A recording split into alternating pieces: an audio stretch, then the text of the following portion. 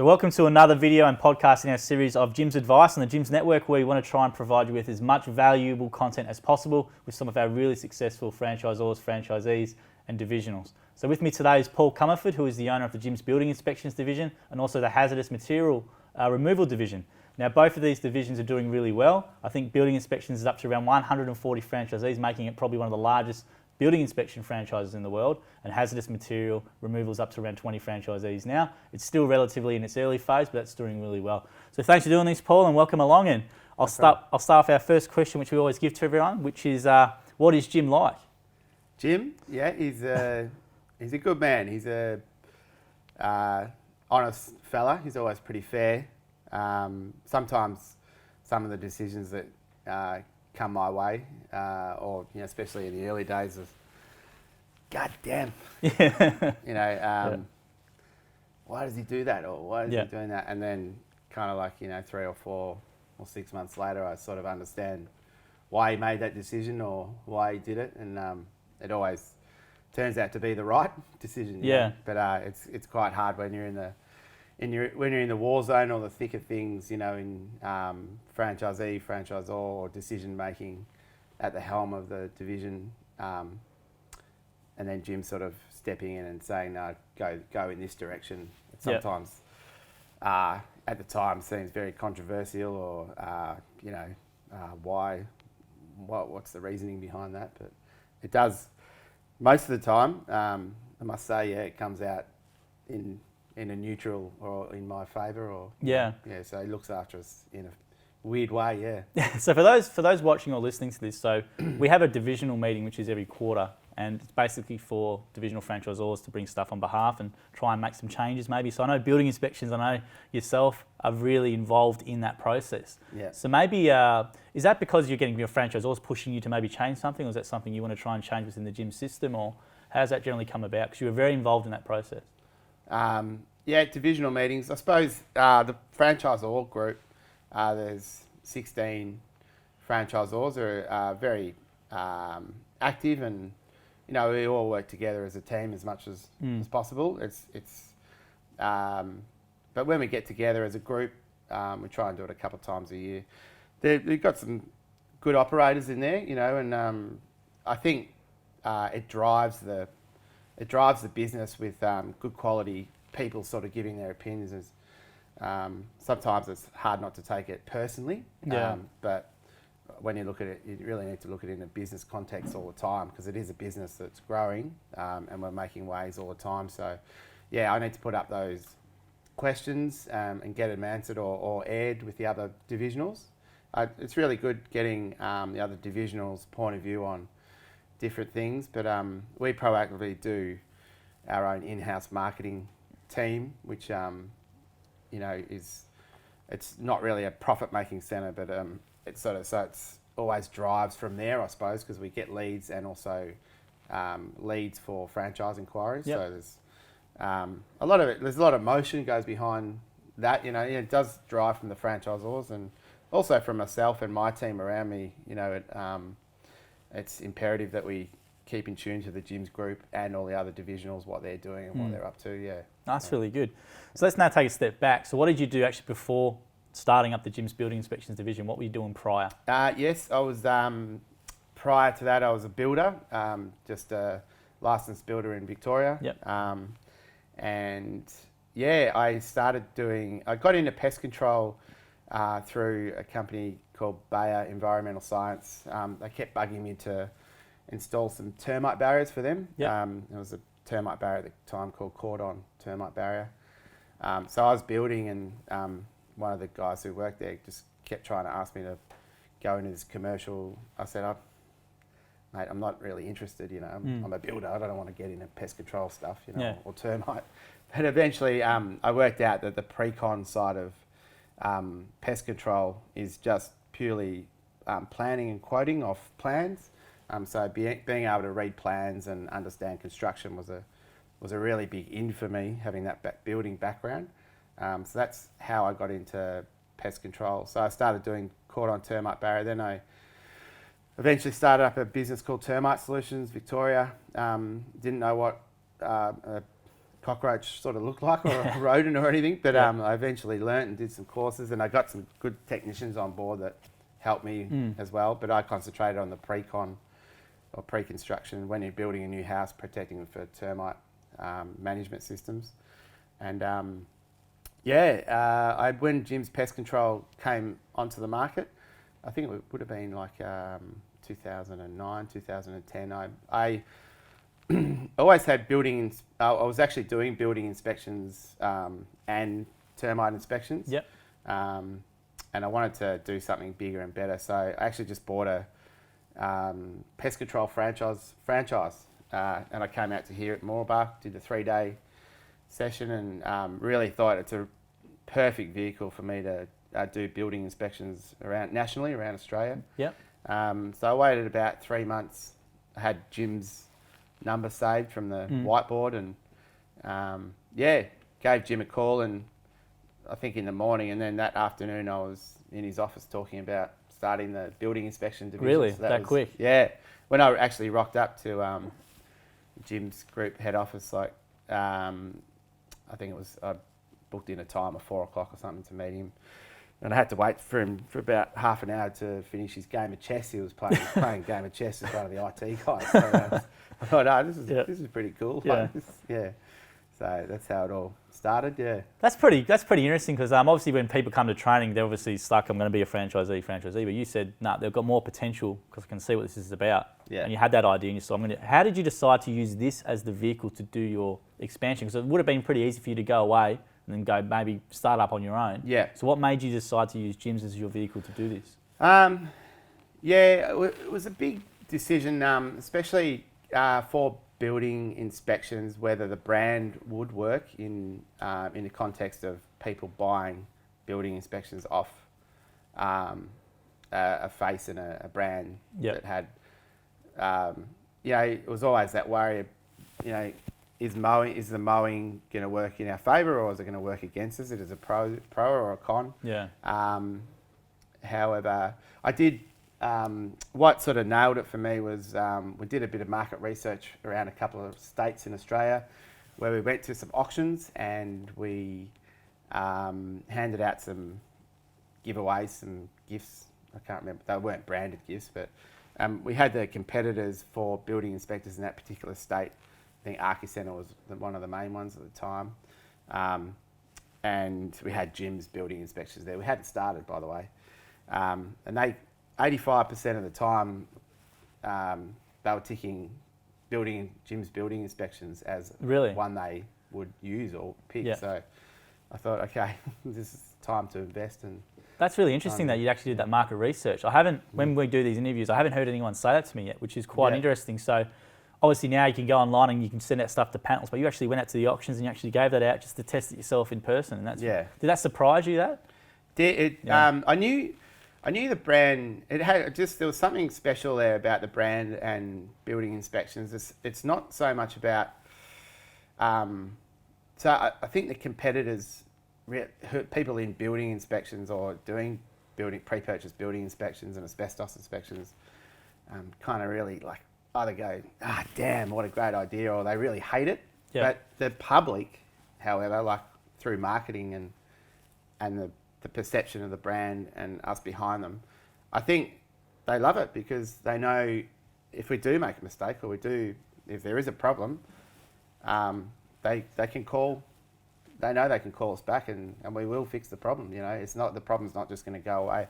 Whereas Paul's or Joe's building inspections, you can sort of have an argy-bargy with each other and it may not go anywhere. So having that big brand behind something so important when a couple's about to buy their first home, I couldn't.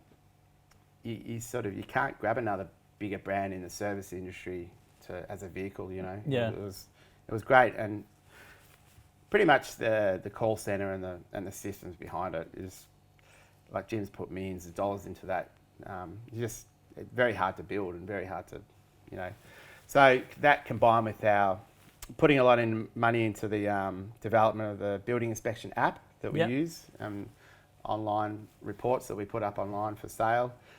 That was a huge investment, but tying that into what Jim already had, it was a success. Yeah, and we grew to be like quite quickly to be the largest in Australia, like in our first 3 or 4 years. I remember because 2011 was, I think, when you started it, and I actually started the company around about the same time. Yep. So I remember you guys starting then, and so much you can see how much work was being put in by yourself and other people behind the scenes with it.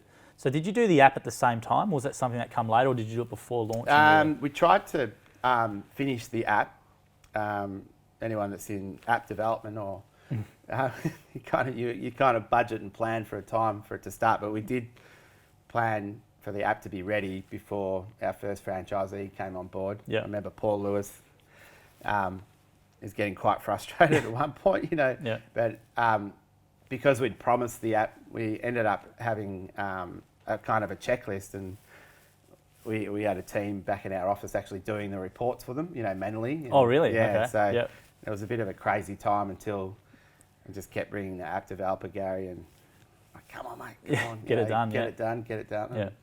We eventually, you know, got it to the stage where it was right. But looking at the app now, at how advanced and, you know, all the things it does, and looking just back at some old pictures or screenshots of the old app, it's just, yeah, we thought it was fantastic, by the way, when it first started. It was just so innovative and, you know, modern and great, and, you know, but looking back now, it was very archaic for what it is now, you know, so, yeah. That's a great little bit of value add, but let's also talk about now, because as you said, 3 to 4 years you grew pretty quickly. Yeah. Why do you think that was? Was that because of the brand itself, or was it because of the systems you had in place, or why did you grow so quickly at a rapid rate?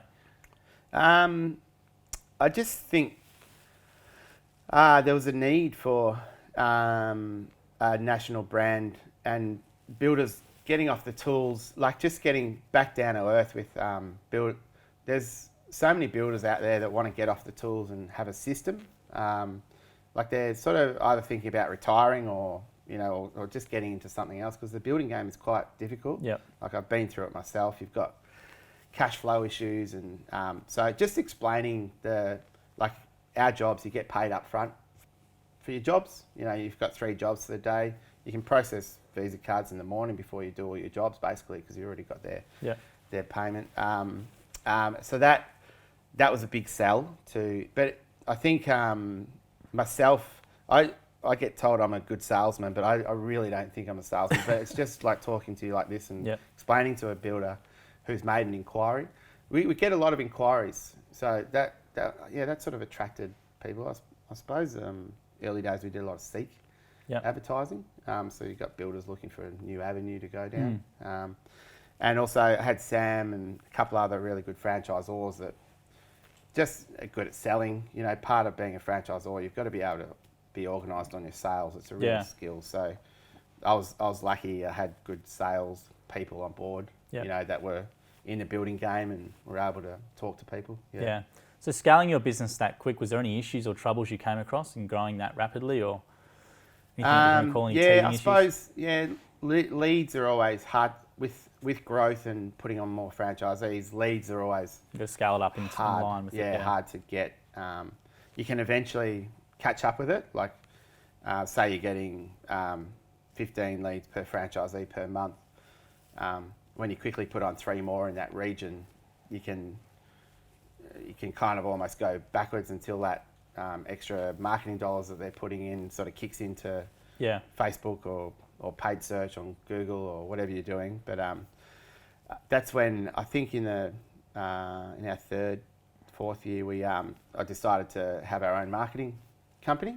So design and digital marketing specialists, you know, mainly focusing on paid search campaigns and things like that. So that was a really good thing to have in house. It never made a profit or anything, but it just kind of and a lot of the time I'd actually tip in my own money for it. Hopefully it's getting to a stage where it's sort of cost neutral, but it's so important having your own marketing, I think, or someone there. I think it's a great point, because obviously a lot of our people use external agencies, and there's always a nightmare, right? You always hear issues, so it's really smart to have an internal people you can keep, and you can train them up to what you want, and they know they're just working on you as a client as well. Whereas external agencies are obviously working on multiple clients, and their time might not be divided. So it's a really smart thing you did there in terms of that. So you think Did you originally use external? Yeah, Yep. yeah, absolutely, yeah.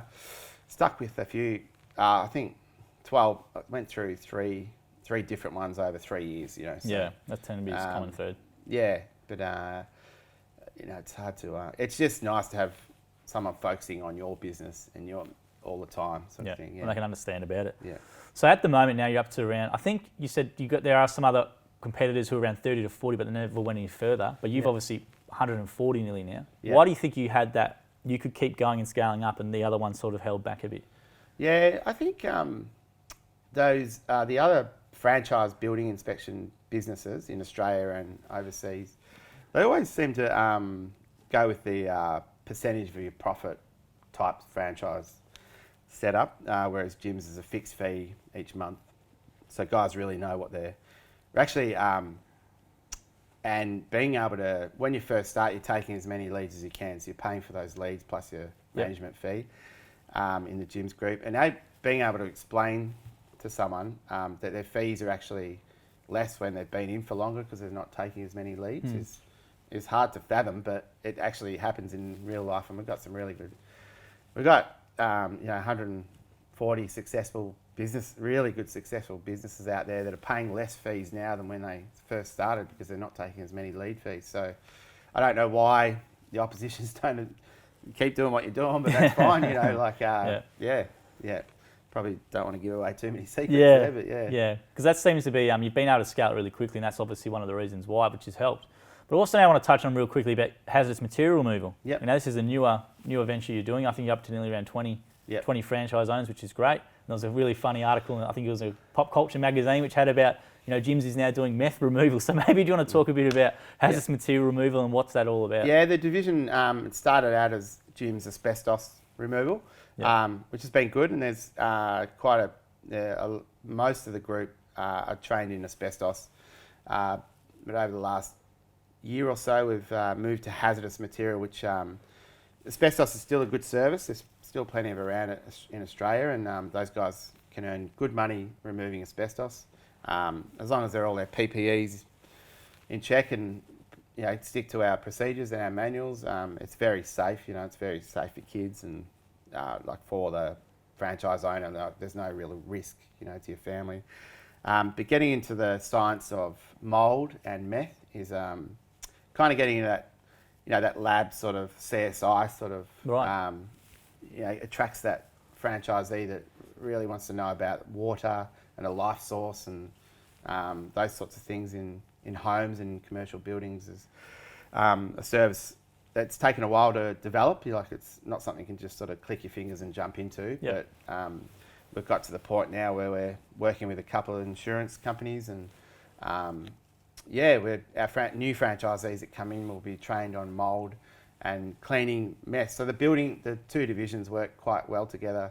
The building inspectors every day sort of look at asbestos in houses, in domestic houses or commercial, and they'll refer the hazardous group the job, and also the building inspector will normally go back there and do the clearance certificate. So they work quite well in together.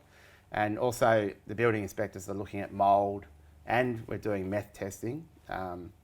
So they're all getting sent off to a NATA accredited lab from the building inspectors, and if the results are positive, the client is more than happy to stay with gyms. Like, they want to keep with gyms, you know, hence kind of why we started the division. But getting feedback from the customers was always like, all right, you've done the building inspection for me, but you haven't, it's been great, but you haven't sort of helped me. You've sort of told me what's wrong, but you sort of haven't guided me to the next point. So now we can sort of move them into the next, you know, getting the mould cleaned or getting the asbestos removed. So it's worked really well with the building inspections. Yeah.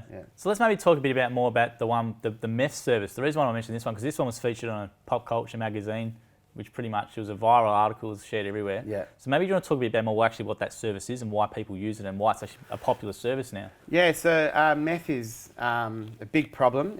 It's rising in Australia as well, and there's other drug problems, and a lot of it's not so much meth labs at all. It's just meth users, and you'd be surprised the latest stats that are out in the blue collar, white collar sector, it always amazes me, but the highest meth users in the white collar sector. So you've got a lot of people renting. It'd be a 3 or 4 year old new apartment type thing. Not necessarily a really old crappy house or apartment. You sort of got that modern feel. We're doing a meth test in a rental property. The results are coming up positive. So we'll either have to. So meth cleaning is quite a big process, and you'll have to either, depends how far the meth has gone into the plaster or into the walls or into the render. There's different percentages that the lab will tell us which stay in the Australian guidelines. So we'll either have to strip out the plaster and strip out insulation and strip out the whole place, which can be very costly. Or if the meth is at a certain rate, we can clean it. Okay. So the cleaning, takes, you've probably got a 3-day process with, 3 guys. Really? Wow. So you're cleaning every wall or different rooms, and a hygienist will actually tell us which rooms need cleaning, or the whole house, and they'll come back and certify that it's all been cleaned. And so it's quite a big process. Quite involved, more in line with working with insurance companies is quite good, but also we get leads through the call centre for the work as well. So I had no idea how involved that was. So is that for someone like who's got an investment property or whatever, and the tenants move out and they would get the check or something wrong with it, and then they would do the test, and then you guys would come in and do that sort of stuff so it can make it livable for the next one? And absolutely. So if you've got a rental property and a family's moving into, you've got small kids, it's kids are playing with toys on the ground and walls, and we know what kids like. I've got 3 of them. They could be licking the walls at some point, So you never. It's just it's an unsafe place, for a kid that is moving into a property that has someone smoking meth or doing meth in the. No, because it's something that people, they might, I don't know if they would joke about it, but people probably not even aware, but it's a massive issue, as you said. And for anyone who owns a rental property or has any suspicions of it, as a service now, it seems like it must be an essential thing. Do you think are those leads increasing more, or is they're as they become more aware about that? Yeah, awareness is increasing, and it's just us as a group just aligning ourselves with the right people and the right trainers. There's some good trainers at the moment. Where there's one called VA Science that all the insurance and the panel builders, unless you're trained by them, you won't be able to get on their panel or do work for them. So it's high-end training. It's not. There's other courses all around the place, but these people just do it properly. It's a little bit more expensive, but you pay for what you get. So it's good. That's cool. So I want to take now a side step back to building inspections for a second. From the outside looking in from national, building inspections has always been known as a really professionally run, a lot of good systems and really good culture in place with your team. So it's a very general question, but how did you go about building that culture? Because it seems to be, it's very tight-knit, and a lot of your guys, franchisors, are really involved, and they love to present ideas all the time, and they interact obviously with people here. So how did you go about building that culture? I think probably like yourself, got a football Aussie rules background. Didn't play at the highest level, but at one point I was, striving to be the best I could in. And had some good mentors and coaches on the way. And I suppose it really gets back to the team environment, and you're only as good as the team around you. So we did early days, and we still use the leading teams kind of scenario. It's just a pyramid of, we talk to each other on this level, and then sometimes we have to go a bit deeper and have those critical chats or conversations, and it all gets back to how we're perceived out in the public.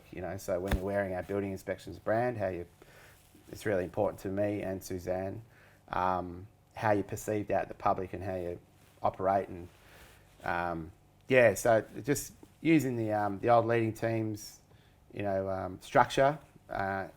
We and every building inspector, when you start our week's training, after you've done your 3 days at Moorabark, and then come to our head office in Melbourne, That's the first session we do. I think it goes for a couple of hours. So Oh, we really? talk about, we do a leading teams program. Wow. Yeah, so that sort of kicks it off. So I think that helps. Yeah. That's very interesting saying that from the start when they're coming to you guys, you're doing that culture building exercise first. It's nothing really technical or whatever. It's that culture building to set the precedent and go through. No, I mean, the guys, the building inspectors that come in, they already know how to build, so we're not teaching them what a frame is or an underpilling proper, or how to build at all. Yeah. They already assume they know that, and they do. A lot of it is about they need business help and business, training, sort of business coaching, and it starts with that, that culture of just looking after each other, and just, we're all in this together, and that team environment is really important to me, Yeah, that's really interesting you said that. And I reckon that's a great one to use that sports sort of analogy. And that leading team thing, I didn't know that, so that's really cool. And hopefully anyone listening or watching that, if you're other division or in business, that's probably a good model to try out if you like that sort of sports culture, I guess. And is that something you regularly do on the basic? Like, obviously you do it as training, but is that something you keep? How do you keep doing that throughout the life cycle of a franchisee or a franchisee? Yeah, could probably, I suppose any conferences, we'll always pick up on.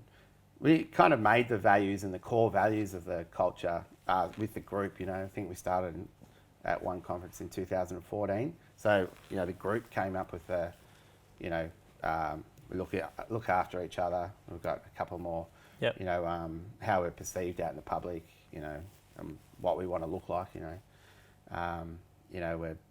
we're all together, that sort of thing. The group came up with that. Yep. So, I think back at conferences, we always reiterate what we're here for and what we stand for, and that is important. It can sometimes you get the odd guy step out of line, but what it's all about is your fellow franchisee bringing you back into line. Yeah. Not so much always from me or your franchisor. It's about your teammate sort of pulling you into line. So at conference it gets sort of refreshed, and we send out weekly or 2 weekly, snapshot things, and we always have the core values front and centre, at the front of that. And you obviously have really regular meetings as well with your resource conductor, and they obviously pass that down. So Yeah. Is it every 6 weeks or how regular meetings? 6 weekly meetings. And they're great 6 weekly meetings. It's what I say an individual really misses out on that team environment. Working for yourself, you kind of got your blinkers on, and you're not looking at. It's kind of like when you're in a 6 weekly meeting, you've got the knowledge of 10 or 20 other building inspectors that they're not your competitors, they're on the same side, but you're sharing the knowledge is the key. Yeah, sharing the knowledge and sharing the hard times and the good times, so the successes and the things that you might do wrong. That's part of business, but you got teammates there. That's good to hear. So in your time as a divisional, what's one success story, or is there one story of someone coming on that stands out to you in your mind? One good one is just the fact that people will come up to myself or Suzanne at a conference and say, like for the last 15, 20, or 10 years, haven't been to a school concert, haven't been to I've missed out on all the calisthenics with my kids, haven't been to this, that and the other, and now we're earning more money, and our hours have halved, so I'm able to schedule myself and go to these really important family gigs. So I've got tingles now, but that sort of thing is great, I didn't know I was going to be able to achieve those sort of things, but that in itself is just so rewarding, It's not a money gain thing. It's just like you've changed someone's life, because I know how tough it is on the building site, especially in winter time in Melbourne. In Queensland or Perth or where it's just tough and cash flow is tough. So be able to, those guys, unless they're working, they don't feel like I think the guys that come on board, they were just jogging up and down on the same spot, but they're not really going anywhere. So when they come on board with us, they've actually got a plan and a path and and their life is so important, you know, about going to your kids' concerts or, you know, even the assemblies during the day or whatever. They can schedule their work around however they like. So So well, let's maybe talk about what is the actual typical day for building inspection then? How many reports can they get through a day, or what's involved in the actual process? So when someone engages Jim's building inspections, what actually happens? Yeah, so you'll get a lead either from the call centre or from your networking group, or you'll take the lead and you'll call the customer back straight away. We're not working on price. You know, we're definitely not the cheapest building inspector around, but the quality and the value of what you get with our reporting and our back end is huge. Yeah, so always there's a big competitor advantage there. I'm not going to tell you exactly what it is, but they can work it out. So we'll just talk to the customer and tell them what we do, and we'll tell them the whole process. That we'll call the agent. We'll be looking for structural defects, safety hazards, major defects, and we're basically checking it out like as if we were going to, if our daughter or our son was going to buy a house. We just really want to look after the customer and make sure. The customers really want to know if there is something wrong with the place, like how much is it going to cost to fix it. We probably won't give them a written, you know, price for it. We can refer someone for that, but we've got a bit of an idea on price or how big the issue is. But we'll give them a really detailed report with photos. So we'll meet the agent there. It'll take us an hour and a half to do the inspection. The inspection part is pretty fine. Like, we're happy if the client comes on the site with us, as long as they don't sort of follow us around while we're doing the inspection. Otherwise we may miss stuff. But we're happy to, if they're on the site, to talk to them about some issues we've got. It's actually better, I prefer it. But if they're not on site, we'll give them a call while we're on site and just go through any issues we may have found. We'll send out the report to them, and then we'll follow them up in a couple of weeks' time to see if they were successful buying the house. And if not, if they weren't successful, we'll probably give them a discount, or we will give them a discount for their next property if they're happy with our service. So a guy can do probably 3 of them comfortably in a day. He can push 4. And they're getting paid quite well for each job. I can imagine, yeah. That's a really good little experience. I didn't know about that. That obviously you give them a discount if they don't go ahead based on the report. You give them a discount for the next one, and you're actually calling them up as well if you find something during it, which is pretty. We'll finish the actual inspection, and then we'll start our report and just give them a call and go through any issues we've got, and then we'll send out the report to them. Probably give them a follow-up call. They're happy. A lot of the time, the clients call back and they'll just ask, once they're reading the report, I'm a bit confused on this, and we'll just explain it to them. So, and most of your guys are ex-builders, aren't they? Most of them. Cool. So now I want to take a bit of another side turn here, and people won't realise that Paul's actually an inventor. You've got a patent to your name, right? Yes. So let's talk about this. We were having a chat before. It's called the Green Zone Termite Insect Barrier. And you are the worldwide patent holder on that one. So let's talk about this, because this is quite interesting, because we do have another divisional franchisor, Hayter, who's Same from Cleaning, who obviously has developed his own product. He didn't invent. I don't know if he invented it, but he made the product and took it, had the idea, and took it to a product level. And you've done the same thing. You've had this idea. Unless I've actually implemented your idea, and now you've got this product which is available. So can you just talk us all through that? Being in the when I got in the termite barrier world years ago, I think I was drilling through some exposed aggregate one day. It was if the builder forgets to do a spray or do a termite treatment, and they pour all their concrete around the building, you've got to drill holes through the concrete, and nice exposed aggregate. So this is a big, huge place, and I was drilling holes and you've got to charge this guy. It was just terrible. I hated drilling through. Everyone hates it, but to get the treatment done, you've got to drill through these concrete holes every 200 mil or so. And this one day, I was just looking at this expansion joint foam up against the concrete and the building, and it just sort of came to me sort of halfway through the day, after about 1,000 holes. Yeah. That I've got to.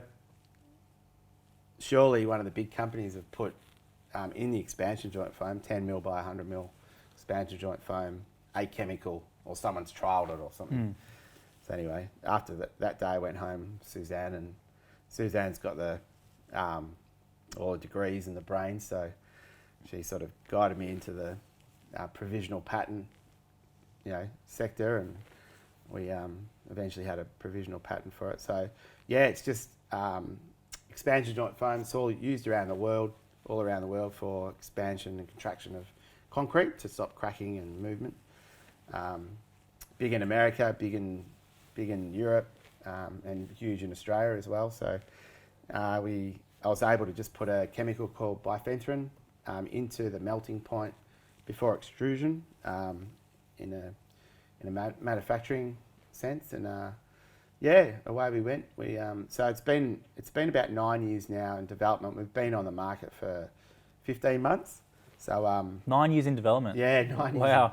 And quite a bit of time and money spent on the product. Yeah. But it's great to see it. I've got a couple of directors now that mortgage their house, and they're partners with me, and they're great. So we've got a CEO and a couple of sales guys, and we've got an office now in Brisbane and Melbourne. So we just sell through the distributors, and just moved into Singapore, and just doing some trial and testing in the US. Really? So wow. Yeah, time's ticking out for the worldwide patent, so we've got to get our bums over there. So the product it's good. It's got a good purpose. But pretty happy with how it's going at the moment. Now we're still a baby in the industry, but you can have the best product in the world, but you've got to market it and get it out there. So having a bit of marketing background from the Gyms Group is quite handy too. Yeah. So taking 9 years to develop a product, how did you stay motivated during that process? 'Cause a lot of people have great ideas, and they never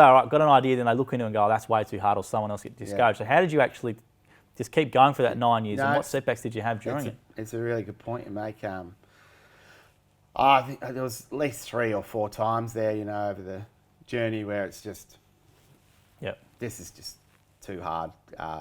We set up trials in Darwin, like field trials, and in the south of the Tropic of Capricorn, like in New South Wales, and one of the trials flooded. Got to get the entomologist to go back there and reset up. So this is all about getting a label for the APVMA coat of arms label. So anything with a chemical in it, you've got to. It's called the APVMA. Where, drugs or veterinary or pesticides have to go through this rigorous process of efficacy and toxology, and you just got to really cross your I's and dot your T's, and entomologists charge exorbitant amounts of money, but so some of those processes, and then actually putting an application in. So you've done all this trial and testing, and the government haven't even heard of you yet, until you put your application in. So it's just hard. But I think just staying motivated is. I think Suzanne was great for that, and getting guys like Sam as partner, and Brett and other guys on board, just to say, come on, So getting back to the team around you, I suppose. You're only as good as a team around you. Yeah. So it's been good, but our sales are going quite well in the first 15 months. We haven't cracked any records yet, but we're starting to get traction. Yeah. So we're still a baby, but it's nice now. It's still a lot of hard work to do.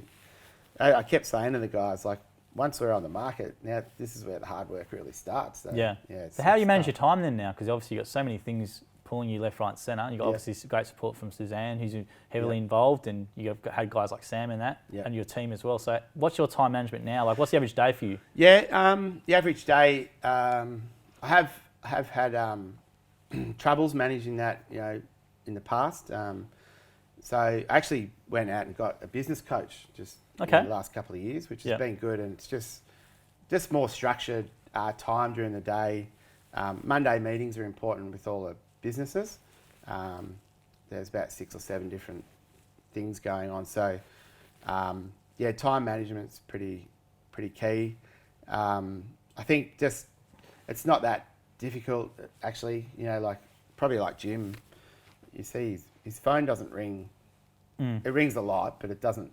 Yeah, it's not overwhelmingly. It's kind of like the same with me. As long as you're staying proactive and staying on top of the game, you know, staying ahead of the game.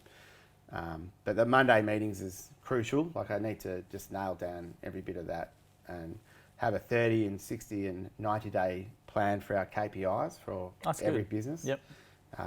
So using a Vern Harnish book called Scaling Up has been good, and my coach is right onto that as well.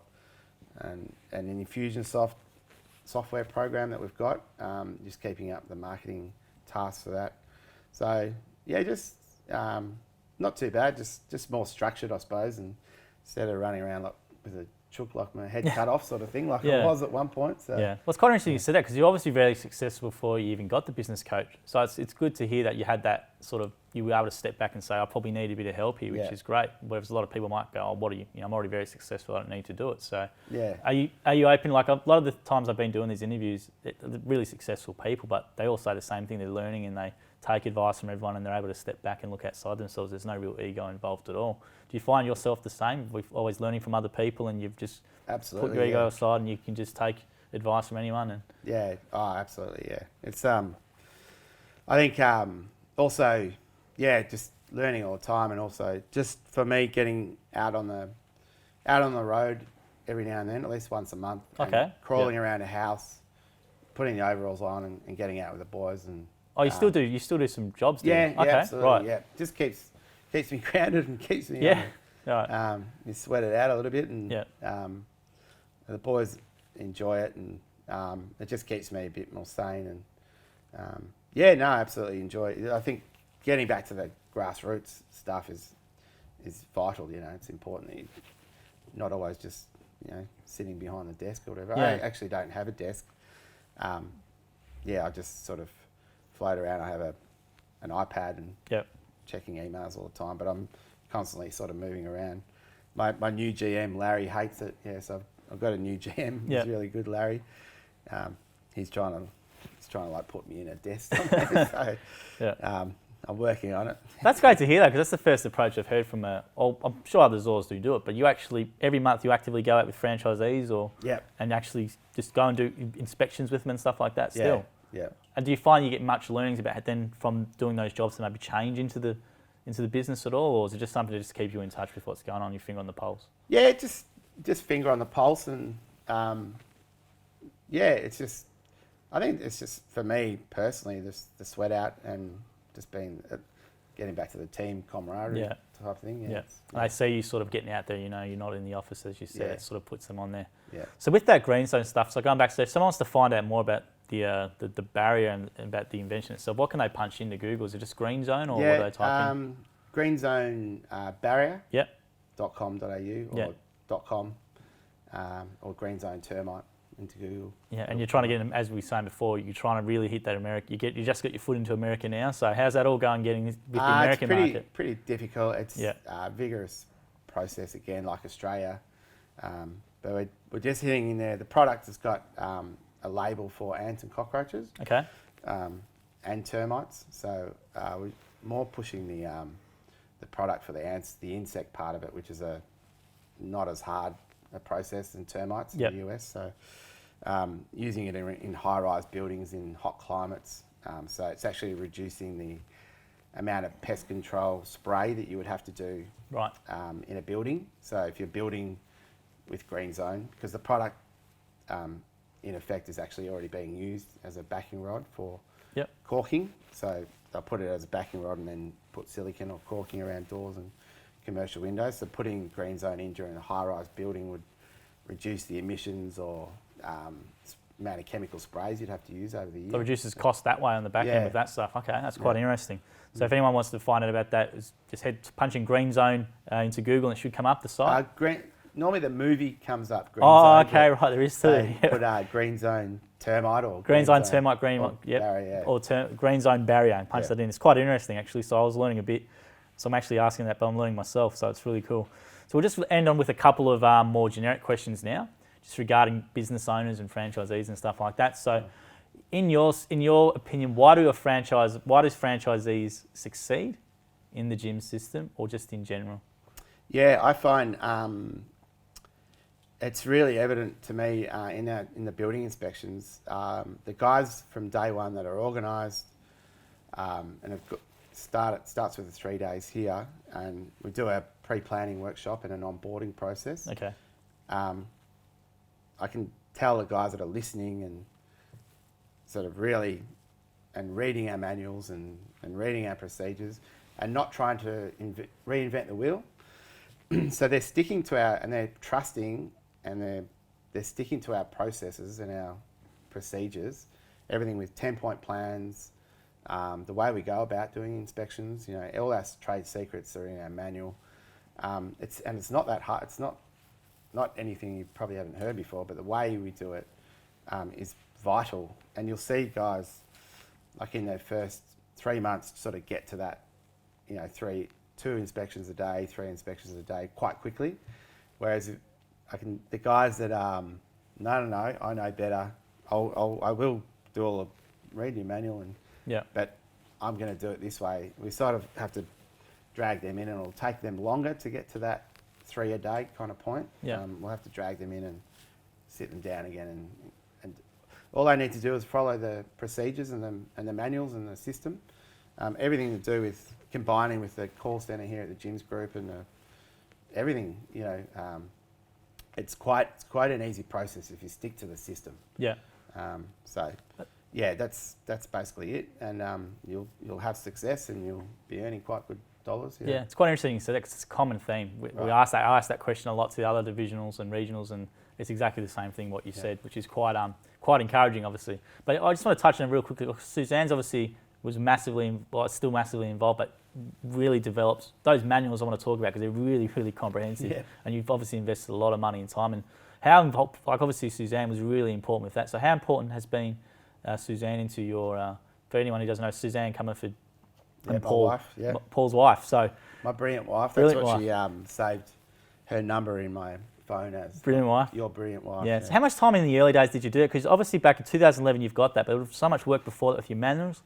Plus you had this green zone, I think was probably in the early days as well. Yeah. So how important was she into this whole process? Vital. Yeah. She's backed off a little bit now, but there's been some in our marketing team changes, so she's jumped in there again, which has been great. So, but yeah, absolutely crucial. Yeah, having a partner. My advice is get a.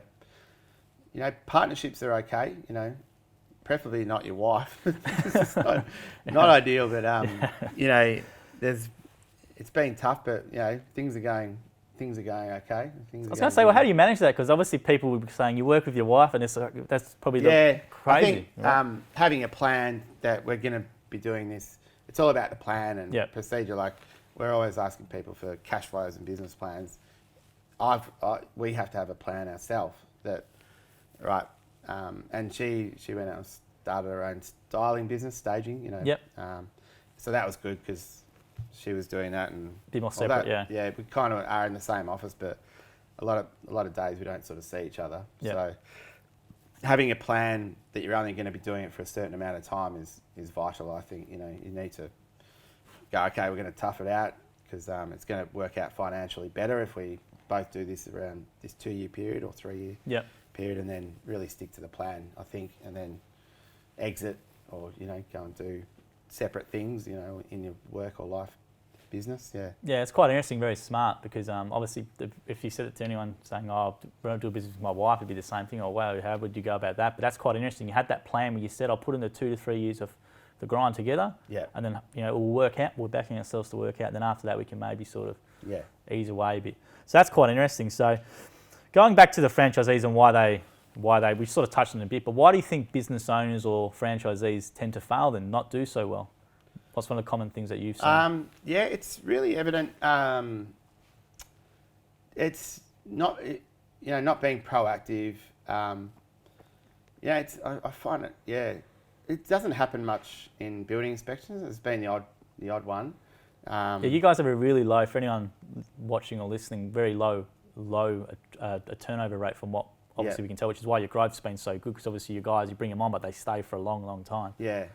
I think the onboarding process, I think we do a certain amount of show them what it's about and we sell at the start. Yeah. But they kind of pick themselves, really. Like if they're not jumping through hoops for us, like when we're getting back to them, they just drop off and it wasn't meant to be kind of thing, you know. So that's quite interesting.